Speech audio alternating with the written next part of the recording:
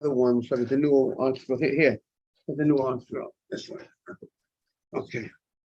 This is the old hospital on Makkos. They did it in two, they redid it. That's why it's two different, okay. So the Gemara says that the Mishnah had stated that, yeah, thank you. The Mishnah stated that not only the city itself would serve as a place of refuge once he reached the tomb of the city. Once he reached the boundaries of the city, which is like 2,000 amot that are outside the city, 2,000 amot is, let's say, around anywhere between 3,000 and 4,000 feet, so maybe 3/4 of a mile, that also serves as a place of refuge. It's called, he's safe. When he reaches that spot, the Goel Hadam, the relative, does not have a right to kill him if he reaches that space. So that's what the Mishnah had stated.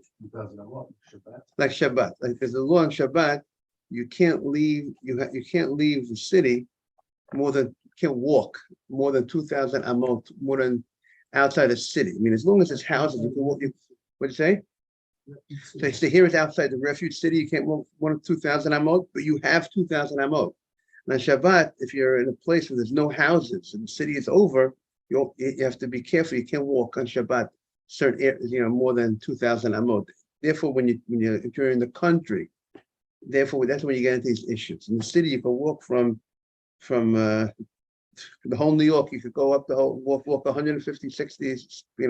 From Lower East Side, you could walk all the way Washington Heights on Shabbat, but it's people are living all over. It's all called a city. But if you're going to leave a city, then there's certain laws of that you're restricted. One area of how many. Ariel, there's a chair right here waiting for you. Has your name on it? You're restricted of how far you could walk on Shabbat. There are certain laws of Tchumim that if you put before Shabbat, you put certain food within 2,000 amot. Let's say 1,975 amot away from, you have 2,000 amot to walk, but if you put food before Shabbat, 1,975 amot from where you are staying, and you created that, so now you created a new place that became your house, and so you get another 2,000 amot from that spot. It's called Eruv Tchumim. Some people in the country, if they want to travel, if they want to walk a certain distance, which is more than 2,000 amot where they're staying, they create something called an Eruv Tchumim. They place certain food there, and therefore they get an extra 2,000. There's certain halachot, exactly what you place, what kind of food you place, whatever the laws are. But that's called Eruv Tchumim. So that's where.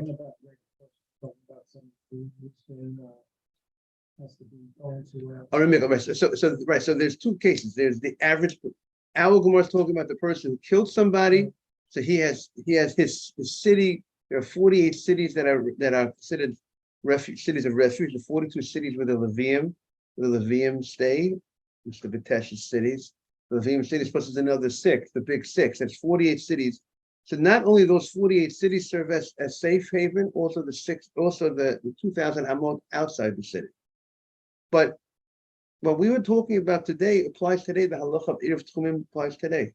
It applies if you would be leaving a city on Shabbat, you want to walk, just walk. You're not carrying anything. There's laws that I can't carry, in a public place or whatever. I'm not carrying nothing in my pockets. I want to walk. I want to go for a walk in the country. But if there is no houses around, it's a certain certain laws. If there's no houses, then you already have left the city. Therefore, you limit. There are certain laws that limit the amount of actual walking you can do on Shabbat. That's something that I presume the reason is behind that is that we don't want Shabbat just to be a day that a person. I would think you just if you be able to walk limitless outside the city, then you'll be spending your whole day on Shabbat walking instead of doing other. It becomes Shabbat becomes a day of supposed to be a day of rest. Not that I'm walking. I'm going out of the city. I'm traveling and making a day of travel instead of a day of rest. I presume that will be the reason behind it, but there could be other reasons as well. Now, us city people might not know too much about these laws because they don't apply to us, but maybe I see it for myself. People live in the Hamptons or different places, but these places are built up already. These places are not. When you live in the country, certain country areas, it becomes much more. So now applicable. So the Gemara has the following question. Ariel, we are on Yud Beis of an Aleph, 12a. First of all, I want to compliment everyone for being here at this nice early hour. Thank you. I want to thank everyone for being here. It's my honor to be here. So the Gemara says, so we had the halacha that the tchum, the boundary of the city, the 2,000 amot outside the city, has the status of the city itself, which would serve as a place of refuge. So the Gemara has the following question. Urim minhu, we have a contradiction. What's the contradiction? The Yoshev Ba, it says by the Uri Miklat that he needs to live there. The Torah is very, very specific. The Yoshev, and the Torah says he lives over there, but in the city of refuge. And the Gemara says the word ba, by being so specific, by saying you have to live in it, is saying you only can live. He lives in the city of refuge. The guy who killed can't live in the boundary, in the 2,000 amot of the city of refuge. Let's say the city of the Leviim, if it ends right over here, they can't live over here, even though this is within this is within the 4,000, let's say, feet outside the city. He can only live in the city. This is the city. The screen is the city. The guy, the murderer. This is the city of refuge. So he can live in this city, but he can't live. We say not outside this, not in the back, even in the Tchum, even within 4,000. We can't live in the outskirts. Exactly. That outskirts of the city, which we call right outside the boundaries of the border, right outside of the city. So that's the Gemara's question. You're telling me that the within 2,000 amot serves as a place of refuge. He's safe, but yet we have another drasha that says you can't live there. So the Gemara is holding if you can't live there. So the Gemara is thinking that means that's not a place of refuge. You can't live there, because what does the guy do in the city of refuge? He lives there. So the Gemara makes a distinction.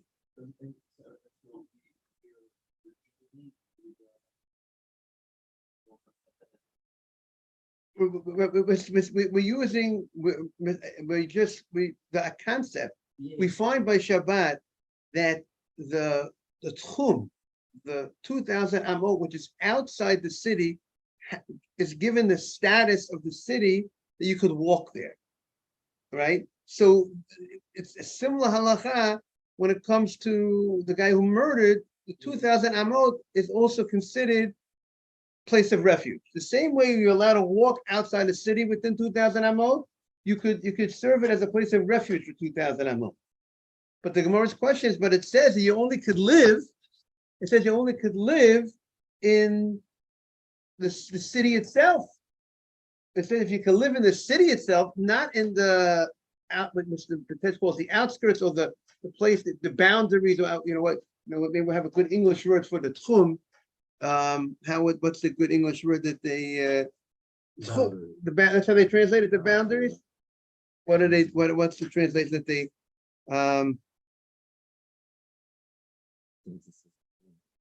boundary? They also say they call it the boundary, right? Okay. So the Gemara makes the following answer. The Gemara says, Amma Abaye. Abaye says, Lo kasha. Kan leklot, kan ladur. One is leklot is to be you're safe. One is to escape there, and one is to live there. That means you can't live. The guy can't live within 2,000 amot of the city. You have to live in the city proper of the Arei. The city of this. There's the city that's a refuge. You can't live outside the city. You have to live. You can't live in the boundaries of the 2,000 amot within the 4,000 feet or so outside the city. You have to live in the city itself. But even though you have to live in the city, but those 2,000 amot, let's say that are outside the city, they could serve as a safe place. You came home, it's home base. Your home, you can't live that home. You have to, meaning it's safe.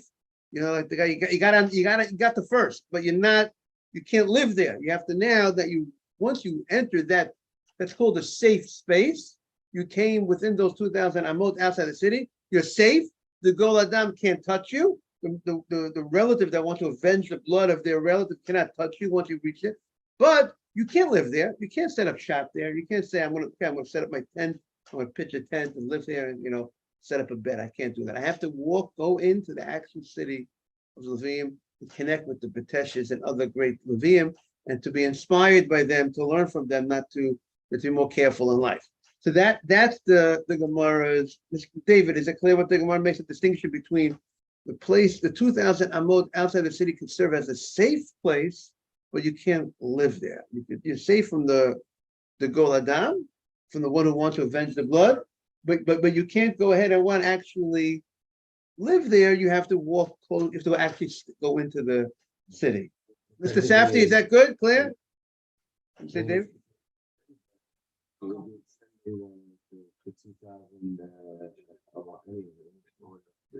Oh no, but right, but that's a good point. But let's say everyone knows the city. Let's say there's a city. This is the city. And it's just a guy had it setting up shop. Like you have a lot of times people. Okay, so the Gemara, like we have people sleeping on the. That's not a place of sleep. They're sleeping in the streets. It's not supposed to be a place. It's not a house. It's not a place. It's not a sleeping quarters. So the Gemara has a question. That's the case. The Gemara says, Ladur, you're telling me that he's not able to live in that place. You're telling me that the Torah is excluding, when the Torah says v'yashav ba, he has to live there, he dwells there, and you're telling me, and that's excluding the boundary, and you're telling me that pasuk that says that the murderer can't be in those 2,000 amot is coming to tell me regarding living. He can't live there, but he could be safe there, right? That's what you wanted to tell me. So the Gemara says we don't need that pasuk to teach me he can't live there, right? What did we say? We said the Yashav Ba. He lives there, and not in the boundary, right? That's what we said. The pasuk teaches us that the Gol Adam, the one who murdered, cannot live in the 2,000 amot out to 4,000 feet, let's say outside the 3,000 to 4,000 feet outside the city. How do you know that? From V'yashav Ba, from the fact that it says that he has to go ahead and live there in the city and not outside in the boundaries. So the Gemara says, we know that. We know already that he can't live outside the boundaries from some other pasuk. We have another pasuk that teaches us. You can't tell me that this pasuk is teaching us that you can't live there. We already know that. We already know from some. See, if you tell me the pasuk says that that these boundaries cannot be served as a safe haven, so then it makes sense because we have another pasuk that says you can't live in those boundaries, and this second pasuk would tell us you can't even serve as a safe haven, that he can't escape to those boundaries. But if you're telling me that the whole purpose of this pasuk is telling me that he can live in this place within this 3,000 to 4,000 amot outside the city, we already know we can't live there. How do we know we can't live there? Because it says that when we give the cities to the Leviim, it says what we do is, the way Rashi learns, is that we have the city itself, then there's 1,000 amot. 1,000 amot is between 1,500, let's say, and 1,500 and 1,000 amot is about, let's say, close to 2,000, 1,500 to 2,000 feet. You leave an empty space. You leave an empty area outside the city, like an open area. Like people have houses, everyone likes some nice open space in front of the house. You leave an open space for 1,000 amot open space, and the next 1,000 amot is for fields and vineyards. That's what you do. And the law is you can't, this is the way it needs to be. City, then open space and open area for 1,000 amot, and then 1,000 amot, you can have fields, you can have vineyards. And you can't switch. You can't make the 1,000 amot that are supposed to be open, you can't make fields and vineyards. The things that are fields and vineyards, you're not supposed to make it open space. In the city, you're not supposed to make it into fields and vineyards. So on and so. Everyone has its what is dedicated for, what is for. You can't switch the purpose. So we already know that you have to, that the 2,000 amot, which are outside the city, are designated for other purposes. They're designated for 1,000 amot is for open area, 1,000 amot is for fields and vineyards, but not to live. We already know you can't live there. Just like the streets of New York are not supposed to be places of living. Streets of New York we're not supposed to be dedicated for living purposes. The houses are supposed to be dedicated, the apartments, not the gutters. The gutters are a way for people to walk, people to travel. You're not supposed to have people. What you have but years ago, Mr. Peck, you didn't see this. People were not on the streets, sleeping on the streets. But there's a law by Ari Miklat that you have the city, open space, and the space for the fields and the vineyard. So we already know from that law that you can't turn this 2,000 amot into a place of living. So we don't need a pasuk to tell us you can't live in those 2,000 amot. We already know you can't live in those 2,000 amot because living was specifically in the cities itself. So you don't need a pasuk to tell me that you can't live in those 2,000 amot. So if the pasuk is telling me something, well, probably it's telling me that I can't even escape to those 2,000 amot. And you just told me that I could escape to the 2,000 amot. So that's the Gemara's question. Again, the Gemara's question is, we wanted to say that when the pasuk says you live in it, means what? You live in the cities of refuge, but and you can't live in the tchum, you can't live in the 2,000 amot outside. But that law we should already have known from somewhere else. We don't need two psukim to teach us the same law. That's the Gemara's question. We have two psukim, which the way the Gemara is explaining at this point, they're both coming to teach us the same thing, and we don't need it. And therefore, you have to say that something's come to teach us something else. That's the Gemara's question. Okay? So look inside. What did you say? It was brought up a second time. Right. Meaning this law that you're not allowed to live in a city and you can't live, set up shop, pitch your tent in the 2,000 amot outside the city, that was already brought up from a different place. Look what the Gemara brings from different. We already know it. Look what the Gemara says. The Gemara says, typically, we already should know that the aim osein sadeh migrash. You can't make the field that's supposed to be designated 1,000 amot outside the city. Let's say the second 1,000 amot. See, the pasuk says the pasuk says elef amah this, 1,000 amot for this, and 1,000 amot for that. We know you can't make the field, that area that's supposed to be designated as fields, you can't make it in a migrash. You can't make it into an empty territory. Below migrash, the part that's supposed to be empty, you can't make into a field. So there. Low migrash, the empty area, you can't make into a city. You can't make it like the way you treat it. You know, a city has certain things. You live in a city. You can't make the migrash, the open area, you can't treat it like the city.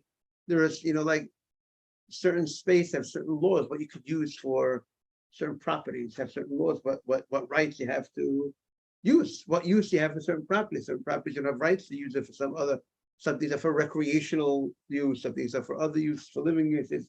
So there are certain laws regarding you deal with real estate, right? Certain things have certain areas you can't put up a building, you can't make something into a, you can't make a music area when people are supposed to be living, whatever. So below in migrash, you can't turn a city into an open area. It has to be used as a city. So that's the Gemara's question. We already know this law, and therefore, how could you tell me that this pasuk is teaching me that I cannot live in the 2,000 amot outside the city. We already know that from a different pasuk. So the Gemara says the following: Amar Rav Sheshet, lo nitzracha el mechilo. We have space. This is interesting because nowadays we have these things under the ground. Let's say we have under the ground, you have above ground, you have empty space. But then in the ground itself, let's say you cut away into the ground, you dug into the ground, and now can I go ahead and live inside that area? Like people live in a cave, well, like a tunnel.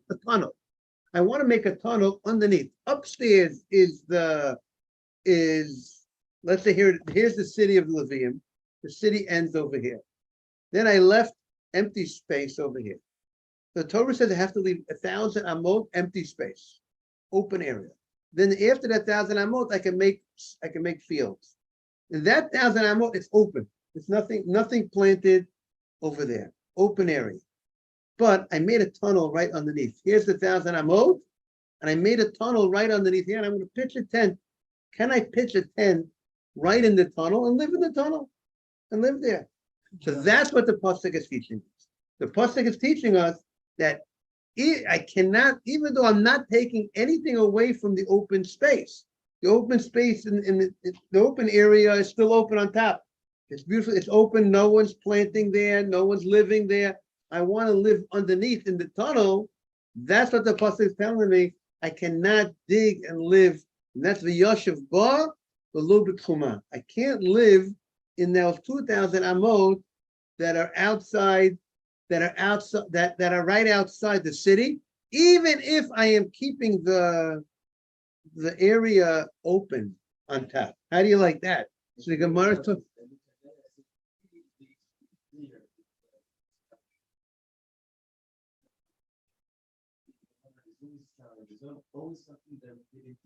Right.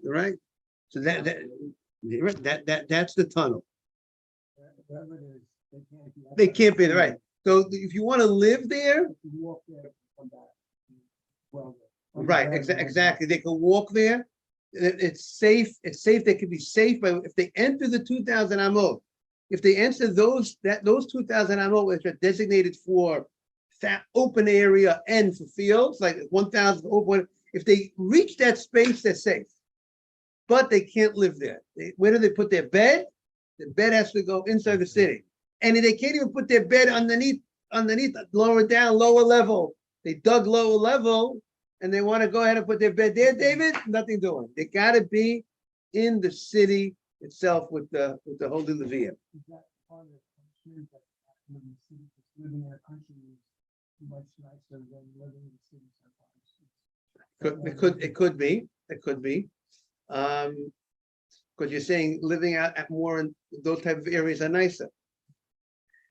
It could be, has to be. I think there's an idea that I've heard that we want him to connect more with the people, with the Levium. Meaning, it's not by chance that Hashem sends them to a city of Levium. Meaning, out of all these murderers, again, unintentional murderers, where do they wind up? Which city? With the Levium. They're living with the Levium. Why the Levium? Because the Levium are from the Levium have the holiest tribe, because that's where the Kohanim are from. That's the Levium. These are the people that are spending their days and nights teaching Torah, and they're spending their days in the Beit HaMikdash. They're the ones who are the singers. They are the ones that are the gatekeepers, and the Kohanim are living there. That's the Kohanim are living in the cities of Levium. So therefore, that is the reason and therefore we want them to connect with Levium. We just had in the parasha this past week the mitzvah of Maaser. Maaser, what do we do with Maaser? There's a thing called Maaser Sheni. That in the Shemitah years, the first and second and fourth and fifth years, you have to take 10% of your produce and you bring it to Jerusalem and you eat it in Jerusalem. If you can't carry it, you redeem it onto money, then you take the money, take it to Jerusalem, and you buy the food there. But it has to be eaten in Jerusalem. So some of the commentators explain why Jerusalem. Jerusalem is the holy city. We want people to have to spend time in Jerusalem. That you can eat there, the Sanhedrin, the greatest Jewish court, the greatest rabbis are where in Jerusalem. The Holy Temple is Jerusalem. So therefore, by being there, you're gonna grow. It's gonna affect you because the people that you hang around have a tremendous effect. And yes, the company you keep. Right. Have a great day, everybody. We're back tomorrow at 6:15. Thank you. Thank you for being here.